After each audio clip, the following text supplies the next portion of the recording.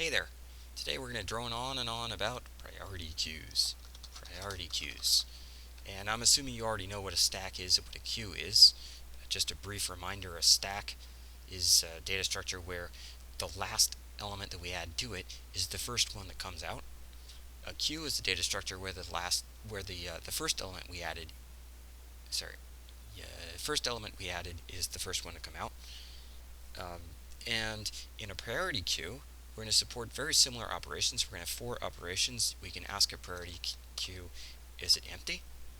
We can add an element, and we can remove an element, but when we remove an element, we are only going to remove the minimum value. And of course, you can imagine a priority queue where we only remove the maximum value. Doesn't really change things substantially.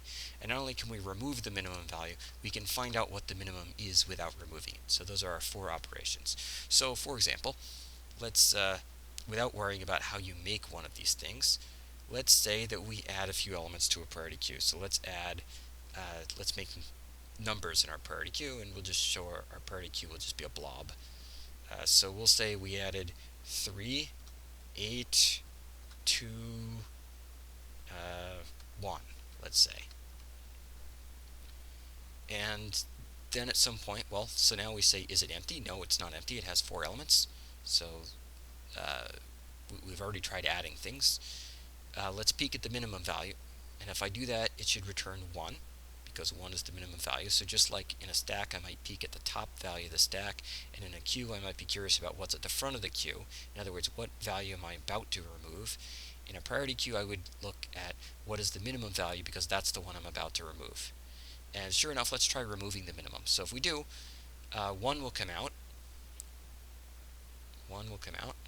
And now if I call peek min, if I ask for peek min, run that operation, I'll get back 2. If I call remove min, if I run the remove min operation, I'll actually remove that 2. If I now remove min, it will remove the 3. And if I remove min again, it will remove the 8. And now if I ask it if it's empty, it will report true. So that's the idea of a priority queue. It doesn't really matter from an outsider standpoint what order that data is stored in.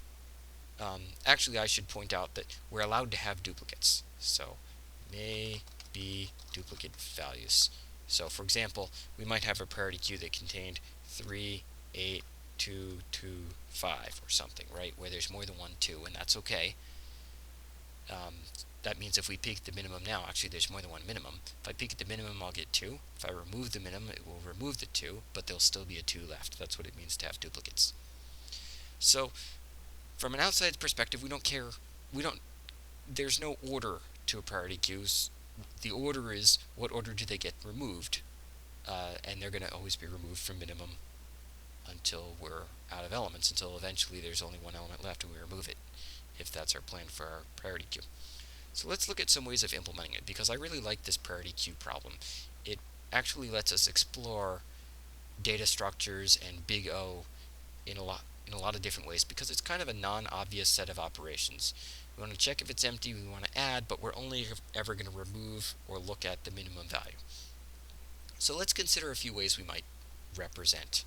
So representing a priority queue. And we'll try a whole bunch of ways. So here is representation number 1. An array. An unordered array. What if we just put a bunch of values in an array? And I'm going to say it's a dynamic array, because I want to make sure that my array can grow and shrink, since the number of elements in my priority queue may have to grow or shrink. So I'll choose to use an unordered, I'll say dynamic array. Let's draw a picture of that. So I'm going to keep all of my data in some sort of array. And because it's in no particular order, it seems to me a good order to actually add the elements is just to add them in the order that we added them originally. So if these were originally added 8, 3, 5, 2, let's say 8, 3, here, let me make up an order. Suppose I added 8, 3, 2, 5, 2. Then, in fact, although I can have duplicates, I don't think I want any duplicates in my example. I think it will make it harder to refer to the values. So let's say I add 8, 3, 2, 5 in that order. That means, I have too many boxes. That means when I add them to my data structure, I'll just put them in that order: 8, 3, 2, 5. And if I decide I want to add 6 right now, then 6 would go in a brand new box, and I would make a new box, and 6 would be there. So we'll just keep them in the order that they were added. That's what I mean by unordered. They're not sorted. They're just in whatever order is convenient for us, and the most convenient order would be for us to add new elements to the end. Okay, now I've got my elements in my priority queue, represented as an array structure in no particular order. So let's look at what are the running times. So let's see, we have to, I'm going to assume that we're clever enough to make the isEmpty operation constant time no matter what. So we're going to focus on the other operations. How long does add take? How long does peek min take? And how long does remove min take? Well, add. How long does add take? Well, we add an element to the end of an array. If it's a well-implemented dynamic array, we should be able to do that in constant time. And by the way, if you're familiar with Java terminology, an array list is an example of a dynamic array. It's an array we can add to, and in another lecture, we took a look at what are the running times of adding to a dynamic array, and we saw that we could add one in amortized worst-case constant time, and today we're just going to take that on faith that we can add to the end of the array in constant time. To peek at the minimum value, well, that's going to be tricky. We're going to have to look for the minimum value. And in fact, even if the minimum is the very first value we look at, we won't know it's the minimum unless we look at all the elements and confirm it really was the lowest. So we have to look at all n elements. That means the running time is going to be linear. It's going to be order n. Now I want to remove the minimum.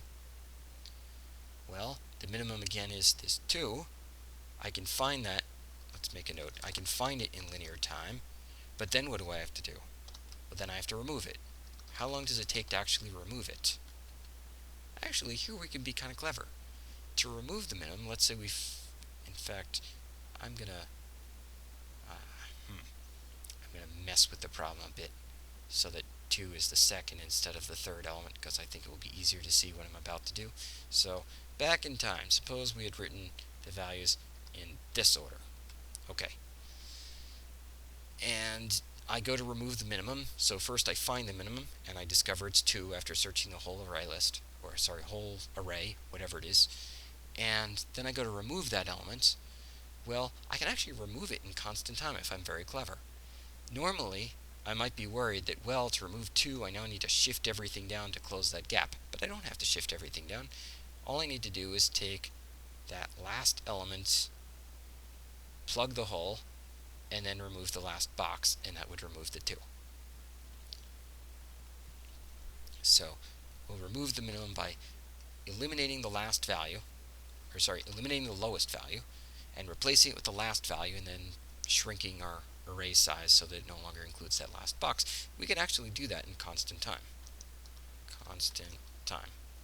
But overall, linear time plus constant time is going to be linear time. The dominating operation is the linear time of having to find the minimum in the first place. So that's representation number 1, using an unordered dynamic array.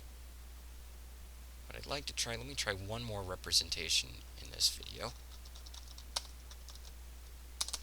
And this representation is going to be a little bit more clever. It's also going to be an unordered dynamic array, but we're going to have a reference, we're going to keep track of the index of the minimum value.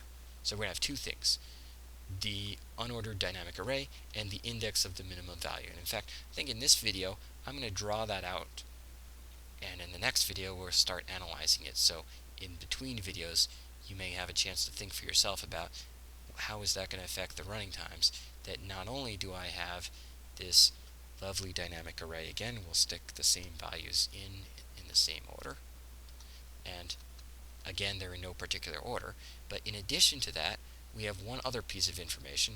We know that the index of the minimum is, well, let's see, if these are indexed 0, 1, 2, 3, maybe see if we can keep that from blocking your view of the word the, which is so critical there. The index of the minimum value, well, it's in box 1, where I have the value 2. So the index of the minimum is 1. So think about, how does that structure, the fact that we now keep track of the index of the minimum, how does that affect the time to add, and the time to peek at the minimum, and the time to remove the minimum? So I'll let you think about that for a moment, and then you can click to start the next video. I'll see you there.